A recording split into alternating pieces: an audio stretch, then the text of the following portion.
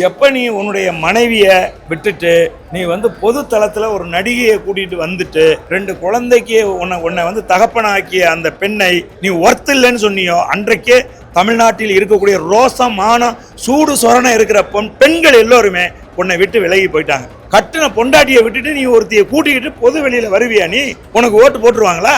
அப்படி ஓட்டு ஒரு பொண்ணு போடுறா அப்படின்னு சொன்னா அவன் வந்து தமிழச்சியே முதல்ல கிடையாது. ஒரு அம்மா சொல்லுது 1000 விளக்கு தொகுதியில, என் வீடுக்கு கண்டி அவன் ஏதாவது வாக்கு கேட்டு வந்தான்னா எனக்கு என்ன நடந்தாலும் பரவாயில்ல, அவன் ஒரு அடியாவது விளக்கமத்தால அடிப்பேங்குது. இது அரசியல், உங்க சினிமா கிடையாது, இது அரசியல்.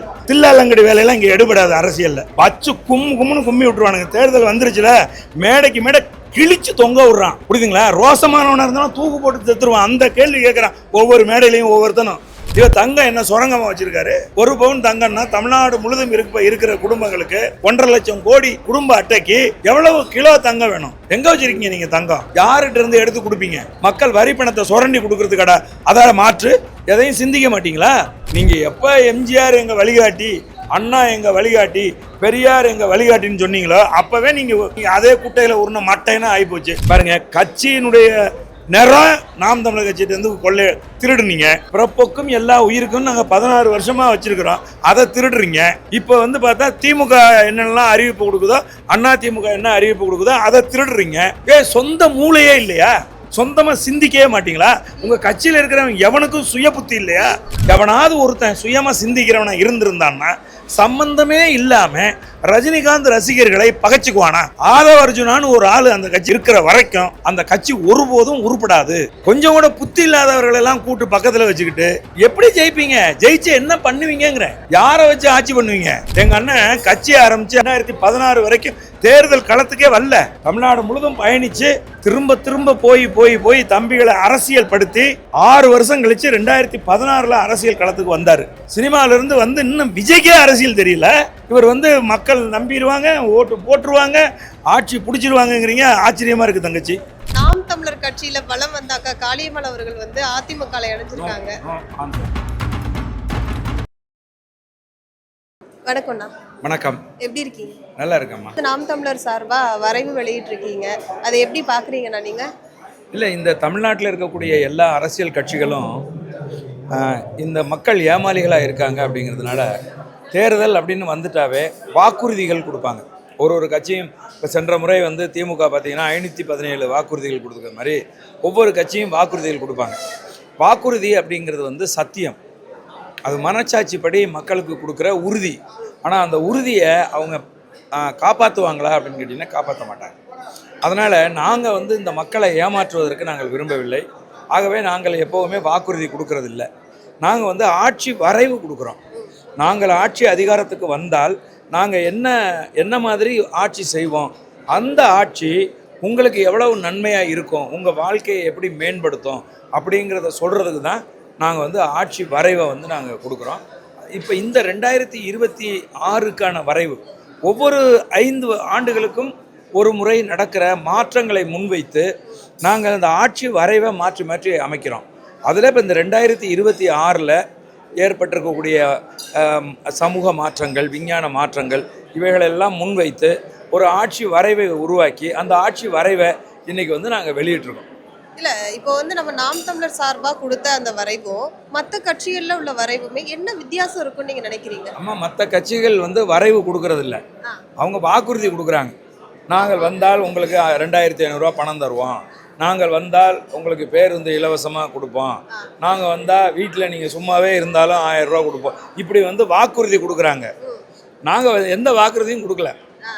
நாங்கள் வந்து ஆட்சி வரைவு கொடுக்கும், இப்படி தான் ஆட்சி செய்வோம் அப்படின்னு ஆட்சி வரைவு கொடுக்குறோம். அதுக்கு இதுக்கு சம்மந்தமே இல்லை. இப்போ வந்து தாவேகா வந்து இப்போ புதுசாக அரசியலில் இறங்கியிருக்காங்க. இப்போ அதனால நம்ம நாம் தமிழருக்கு எதுவும் பாதிப்பு இருக்குன்னு நினைக்கிறீங்களா? இல்லை, எந்த பாதிப்பும் இருப்பதற்கான எந்த ஒரு வாய்ப்புமே கிடையாது. நாம் தமிழர் கட்சி என்பதும் அதனுடைய கொள்கையை ஏற்று இருப்பவர்கள் என்பதும் கிட்டத்தட்ட ஒரு மக்கள் இராணுவம் போல. ஒருபோதும் அவர்கள் வந்து இந்த என்ன சொல்கிறது, இந்த ஒரு திரை கவர்ச்சியில் இருக்கக்கூடிய ஆட்கள் யாரும் நாம் தமிழர் கட்சிக்கு வாக்களிக்க மாட்டாங்க, புரியுதுங்களா? அப்போ வெறும் கொண்டாட்டத்தை நேசிக்கிறவர்கள் இல்லை, எங்களோட நிற்பவர்கள் எல்லாம் போராளிகள், எல்லாம் பொழுதுபோக்குக்கான ஆட்கள் எங்களுடைய ஆட்கள் கிடையாது. அதனால் நாம் தமிழர் கட்சியினுடைய ஒரு வாக்கை கூட இந்த மாதிரி திடீர்னு உள்ளே வர்ற பொழுதுபோக்கை முன்வைத்து முன்னுக்குள்ள அரசியலுக்கு வருகிறவர்களால் பிரிக்க முடியாது. அதை நாங்கள் உறுதியாக வந்து நம்புகிறோம். இல்ல இப்ப மக்கள் மத்தியில ஒரு பேசு பொருளா இருக்கிறது என்னன்னா, புதுசா கட்சிக்கு வர்றாங்க, புதுசா அரசியல்ல இறங்குறாங்க, புதுசா வர்றவங்களுக்கு நம்ம வழிவிடலாமே அப்படிங்கிறது மாதிரி பெரும்பாலும் மக்கள் பேச்சிலே இருக்கிறது. தாவேகாக்கு நம்ம இடம் கொடுக்கலாம்ப்பா, தாவேகாக்கு நம்ம வாக்களிக்கலாம்ப்பா, அவங்க வின் பண்ணா அவர் இவ்வளோலாம் சொல்லியிருக்காரு, அவர் வந்தா இங்க வின் பண்ணிடலாம், பண்ணுனா மக்களுக்கு எல்லாமே பண்ணுவாரு, தாலிக்கு தங்கம் என்னென்ன, பட்டு புடவை என்ன, தாய்மாமை சீர் என்னன்னு இப்படி எவ்வளவோ சொல்லியிருக்காரு, அதெல்லாம் பண்ணுவாரு அப்படிங்கிற மாதிரி மக்கள் மத்தியில ஒரு பேசு பொருளாகவும் அது வந்து ஒரு எப்படி சொல்றது, ஒரு ரொம்ப ஒரு கௌரவமா எடுத்துக்கிட்டு போறாங்க. அதை நீங்க எப்படி பாக்குறீங்க? இல்ல, இதுக்கு முன்னாடி அதிமுக திமுக சொன்னதுக்கும் இதுக்கும் என்ன வித்தியாசம் இருக்கு? அவங்க வந்தா நான் இலவசம் தருவாங்கிறாங்க, இவர் வந்தா இலவசம் தருவாங்கிறாரு. அதிமுக கட்சிக்காரங்களை தூக்கி முன்னோடின்னு வச்சுக்கிறாரு எம்ஜிஆரை, திமுக அண்ணாவை தூக்கி முன்னோடின்னு வச்சுக்கிறாரு, பெரியாரை தூக்கி முன்னோடின்னு வச்சுக்கிறாரு. அவங்க கொடுக்குற அவங்க பஸ்ஸு இலவசம், நானும் பஸ்ஸு இலவசம், நான் அவங்க பணம் இலவசம் கொடுப்பேன், நானும் பணம் இல்லை, அவங்க வந்து மிக்ஸி கொடுத்தாங்கன்னா நான் வந்து டூ வீலர் கொடுப்பேன். என்ன வித்தியாசத்தை கண்டுட்டீங்க இவர்கிட்ட? அதே அதிமுக திமுக என்ன சொல்லுதோ அதே காப்பி அடித்து அதே சொல்கிற தாலிக்கு அரை பவுன் தங்கம் தர்றங்கிறது ஜெயலலிதா அம்மா பீரியட்லேருந்து கொடுத்துக்கிட்டு இருக்காங்க. புரியுதா உங்களுக்கு? இவர் என்ன புதுசாக செஞ்சுட்டாருங்கிறேன். சாத்தியம் இல்லைங்கிறத நான் அடுத்து சொல்கிறேன். முதல்ல இதில் என்ன புதுசாக கண்டுட்டீங்கன்னு கேட்குறேன். என்ன புது சிந்தனையை கொண்டு வந்துட்டாரு, என்ன மாற்று அரசியலை கொண்டு வந்துட்டாரு? இதில் என்ன மாற்று அரசியல் இருக்குது? திமுக சொல்லாததை அதிமுக சொல்லாததை இவர் மாற்றி என்ன சொல்லிட்டாரு, அதை முதல்ல சொல்லுங்கள். அதுக்கப்புறம் அடுத்த கேள்விக்கு நான் வர்றேன். இவர் தங்கம் என்ன சுரங்கமாக வச்சுருக்காரு? ஒரு ஒரு அரை பவுன் தங்கம் கொடுக்குறதுனா தமிழ்நாடு முழுதும் இருக்கக்கூடியவர்களுக்கு, ஒரு பவுன் தங்கம்னா தமிழ்நாடு முழுதும் இருக்கிற குடும்பங்களுக்கு 1.5 லட்சம் கோடி அடையாள அட்டைக்கு, அதாவது குடும்ப அட்டைக்கு எவ்வளவு கிலோ தங்கம் வேணும்? எங்கே வச்சுருக்கீங்க நீங்கள் தங்கம்? யார்கிட்ட இருந்து எடுத்து கொடுப்பீங்க? மக்கள் வரி பணத்தை சுரண்டி கொடுக்கறதுக்கடா அதால் மாற்று? அப்புறம் எதையும் சிந்திக்க மாட்டீங்களா கேட்குறேன். அதனால் இது போன்ற ஒரு, அதாவது என்ன சொல்கிறது, அறிவுக்கு சிறிதும் சம்பந்தம் இல்லாத வாக்குறுதிகளை கொடுத்து இந்த மக்களை ஏமாற்றுவரை பார்த்து மக்கள் வந்து இவர் வந்தால் நல்லா செய்வார், வந்து நான் இதை வேற என்ன கொள்கையை சொன்னார்? எந்த கோட்பாட்டை சொல்லியிருக்காரு? எந்த தத்துவத்தை முன் வச்சிருக்காரு? சொல்லுங்க பார்ப்போம். அதே அதிமுக, அதே திமுக. நீங்கள் எப்போ எம்ஜிஆர் எங்கள் வழிகாட்டி, அண்ணா எங்கள் வழிகாட்டி, பெரியார் எங்கள் வழிகாட்டின்னு சொன்னீங்களோ அப்போவே நீங்கள் அதே குட்டையில் உருண மட்டைன்னு ஆகிப்போச்சு. அப்போ நீங்கள் என்ன பண்ணுறீங்க? பாருங்க, கட்சியினுடைய நிறம் நாம் தமிழர் கட்சியிலேருந்து கொள்ளை திருடுனீங்க. பிறப்புக்கும் எல்லா உயிருக்கும் நாங்கள் 16 வருஷமாக வச்சுருக்கிறோம், அதை திருடுறீங்க. இப்போ வந்து பார்த்தா திமுக என்னென்னலாம் அறிவிப்பு கொடுக்குதோ, அதிமுக என்ன அறிவிப்பு கொடுக்குதோ அதை திருடுறீங்க. சொந்த மூளையே இல்லையா? சொந்தமாக சிந்திக்கவே மாட்டீங்களா? உங்கள் கட்சியில் இருக்கிறவங்க எவனுக்கும் சுய புத்தி இல்லையா? திமுக என்ன சொல்லுதோ, அதிமுக என்ன சொல்லுதோ அதைத்தான் இவரும் சொல்கிறாரு. இவர் எதுவும் மாற்றி சொல்லலைங்கிறத நீங்கள் 2 கட்சியோட மேனிஃபெஸ்டோவையும் எடுத்து இவரோடதையும் எடுத்து பாருங்கள், அப்போ தான் புரியும். சுயமாக சிந்திப்பதற்கு அந்த கட்சியில் ஆள் இல்லை. எவனாவது ஒருத்தன் சுயமாக சிந்திக்கிறவனா இருந்திருந்தான்னா சம்பந்தமே இல்லாமல் ரஜினிகாந்த் ரசிகர்களை பகைச்சிக்குவானா? ஆதவ அர்ஜுனான்னு ஒரு ஆள் அந்த கட்சியில் இருக்கிற வரைக்கும் அந்த கட்சி ஒருபோதும் உருப்படாது. புரியுதா உங்களுக்கு? சுயமாக சிந்திக்கிறவன் விஜயை வெற்றியடைய வைக்கணும்னு நினைக்கிற ஒருத்தனா இருந்திருந்தால் ரஜினிகாந்துக்கு இருக்கக்கூடிய செல்வாக்கு அவருடைய ரசிகர்களை பகைச்சிக்குவார? அதுக்கான தேவை என்ன இருக்கா? எந்த அடிப்படையில், எந்த அவசியத்தின் அடிப்படையில் நீங்கள் ரஜினிகாந்த் ரசிகர்களை போய் பகைச்சிக்கிட்டீங்க? அப்போ கொஞ்சம் கூட புத்தி இல்லாதவர்களெல்லாம் கூட்டு பக்கத்தில் வச்சுக்கிட்டு எப்படி ஜெயிப்பீங்க? ஜெயிச்சு என்ன பண்ணுவீங்கிற? யாரை வச்சு ஆட்சி பண்ணுவீங்க? யாருக்கு பயிற்சி கொடுத்து இங்கே வச்சுருக்கீங்க? எத்தனை மாவட்ட செயலாளர்களை அரசியல் பயிற்சி கொடுத்து நீங்கள் உருவாக்கி வச்சுருக்கீங்க?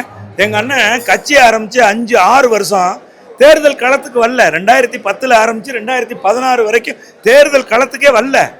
தமிழ்நாடு முழுதும் பயணித்து திரும்ப போய் தம்பிகளை அரசியல் படுத்தி 6 வருஷம் கழித்து 2016 அரசியல் களத்துக்கு வந்தார். நீ வந்து சினிமாவிலேருந்து வந்து இன்னும் விஜய்க்கே அரசியல் தெரியல. இவர் வந்து மக்கள் நம்பிடுவாங்க, ஓட்டு போட்டுருவாங்க, ஆட்சி பிடிச்சிருவாங்கங்கிறீங்க. ஆச்சரியமாக இருக்குது தங்கச்சி. பேச்சுவார்த்தைகள் அப்படித்தானே போய்கிட்டு இருக்கு. நான் பேசக்கூடாதுங்கிற இருந்த விஷயத்த நான் சொல்றேன் உங்களுக்கு. எப்ப நீ உன்னுடைய மனைவியை விட்டுட்டு நீ வந்து பொது தளத்துல ஒரு நடிகையை கூட்டிட்டு வந்துட்டு கட்டி 2 குழந்தைக்கு உன்னை வந்து தகப்பனாக்கிய அந்த பெண்ணை நீ ஒர்த் இல்லைன்னு சொன்னியோ அன்றைக்கே தமிழ்நாட்டில் இருக்கக்கூடிய ரோசமான சூடு சொரணை இருக்கிற பெண்கள் எல்லோருமே உன்னை விட்டு விலகி போயிட்டாங்க. பொம்பளைங்களுக்கெல்லாம் சூடு சொரணை இல்லையா? கட்டின பொண்டாட்டியை விட்டுட்டு நீ ஒருத்தியை கூட்டிக்கிட்டு பொது வெளியில் வருவியா? நீ உனக்கு ஓட்டு போட்டுருவாங்களா? அப்படி ஓட்டு ஒரு பொண்ணு போடுறா அப்படின்னு சொன்னா அவன் வந்து தமிழச்சியே முதல்ல கிடையாது, சூடு சொரணை உள்ள பொம்பளையே கிடையாது. ஏங்க அதை தான் சொல்றேங்க. நீங்க உங்க அறையை விட்டு உங்க அலுவலகத்தை விட்டு வெளியில வாங்க.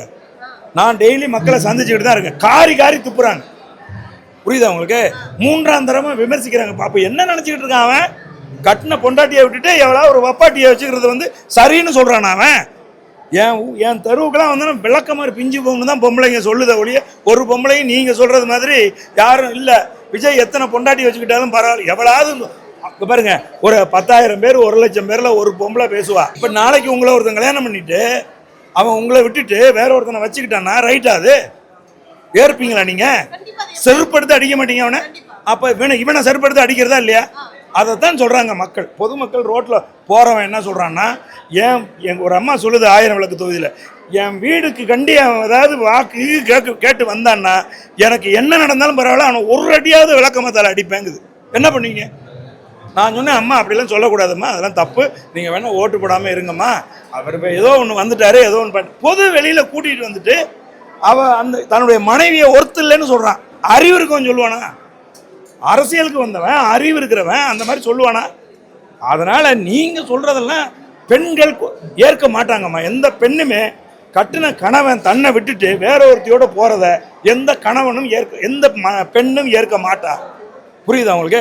அதுவும் இவர் பகிரங்கமாக ஒரே ட்ரெஸ் போட்டுக்கிட்டு ஒரே காரில் வந்து இறங்கி ஒரே தான் வருவாரா? இவருக்கு ஓட்டு நொட்டணுமா? எப்படி நொட்டுவாங்க? போட மாட்டாங்க பெண்கள். இல்ல, அதுக்குமே அவர் வந்து விளக்கம் கொடுத்திருக்காரு. அது என்னுடைய ஃப்ரெண்டு தான், நட்பின் அடிப்படையில தான் நாங்க போனோம் அப்படிங்கிற மாதிரி சொல்றாங்கல்ல. இது அரசியல். உங்க சினிமா கிடையாது, இது அரசியல். புரியுதா உங்களுக்கு? இந்த தில்லாலங்கடி வேலையெல்லாம் இங்க எடுபடாது. அரசியல்ல வச்சு கும்முன்னு கும்மி விட்டுருவானுங்க. தேர்தல் வந்துருச்சுல, மேடைக்கு மேடை கிழிச்சு தொங்க விடுறான். புரியுதுங்களா? ரோசமானவனா இருந்தாலும் தூக்கு போட்டு செத்துருவான். அந்த கேள்வி கேட்கறான் ஒவ்வொரு மேடையிலையும் ஒவ்வொருத்தனும். இன்னும் என்னென்ன ஆக போறாருன்னு பாருங்க, பொறுத்திருந்து பாருங்க. சரி, நான் இப்போ நீங்க வந்து 1000 விளக்கு தொகுதியில வந்து போட்டியிட போறீங்க, களத்துக்கு போயிருக்கீங்களா? மக்களோட ஆதரவுங்கிறது அங்க எப்படி இருக்கு? எங்களுக்கு வந்து ரொம்ப பயங்கரமா இருக்கு. ஓட்டு போடுவாங்களா போடலையா அப்படிங்கிறது வேற விஷயம். ஆனால் ஒரு மாற்றத்தை அவர்கள் விரும்புகிறார்கள். இந்த திமுக ஆட்சி மேலே ரொம்ப சலிப்படைந்து போயிருக்காங்க. இவங்க சொன்னது எதையுமே செய்யலை, ஏமாத்திட்டாங்க. இங்கே பாருங்க, சாக்கடை ரோட்டில் ஓடி வீட்டு வாசலில் ஓடுது. எங்களுக்கு எந்த நன்மையையும் இவர்கள் செய்யலை அப்படிங்கிறத ரொம்ப ஆணித்தரமாக வந்து மக்கள் வந்து சொல்கிறாங்க. ஒரு மாற்றத்தை நோக்கி காத்திருக்காங்க. உறுதியாக நாம் தமிழர் கட்சி என்னுயிர் அண்ணன் செந்தமிழன் சீமானை முதலமைச்சராக கொண்டு வரணும்னு மக்கள் விரும்புகிறாங்க. அது என்னுடைய தொகுதி ஒரு நட்சத்திர தொகுதி. என் தொகுதி வந்து மக்கள் வந்து ரொம்ப வெறுப்படைந்து போயிருக்காங்க. உறுதியாக நாம் தமிழர் கட்சி வெல்லும். இப்போ வந்து நாம் தமிழர் கட்சியில பலம் வந்தாக்கா காளியம்மாள் அவர்கள் வந்து அதிமுக இணைஞ்சிருக்காங்க.